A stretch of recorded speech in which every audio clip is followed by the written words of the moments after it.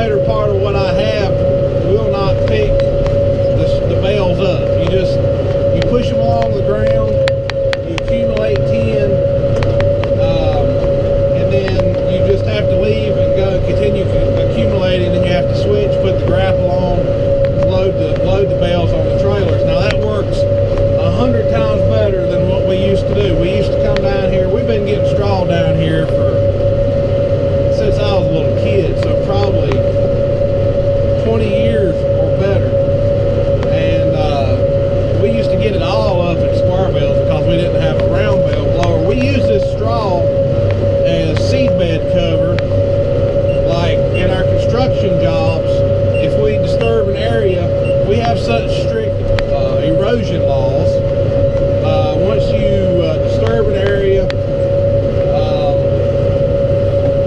you need to reseed it and put straw on it to protect it against erosion, you know, when it rains a lot. Of course, you got to have silt fence and sediment ponds and on and on and on, but if they see that straw on there, they're not as particular about just bare dirt if they come and inspect you. So that's what we use all this straw for. We use probably 100 round bales a year, probably 1,000 square bales a year. So that's why I'm here baling the straw. But back to what I was saying about the accumulator. We used to come down here every year with a bunch of guys, probably 13 guys, 12 guys or something like that. And we'd come out here, they'd just bale the straw on the ground for us. We come out here and pick up each bale. We'd probably get 2,000 bales out of here. And it was just, and it's always hot down here. And it would just be killer. We'd go through gallons and gallons of water. And we'd load a couple of tractor trailers and goosenecks. And we just basically down here all day loading and loading and loading. And then we'd have to go home. And then the next day, or that evening and the next day, we'd unload straw most of the next day, you know.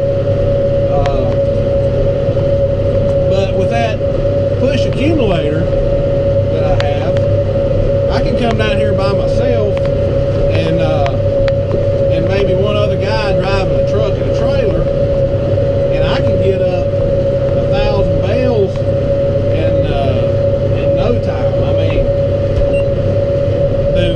this time the guy baling had started about 2 hours before I got here, and I caught him. I caught up with him with my accumulator in about 30 minutes.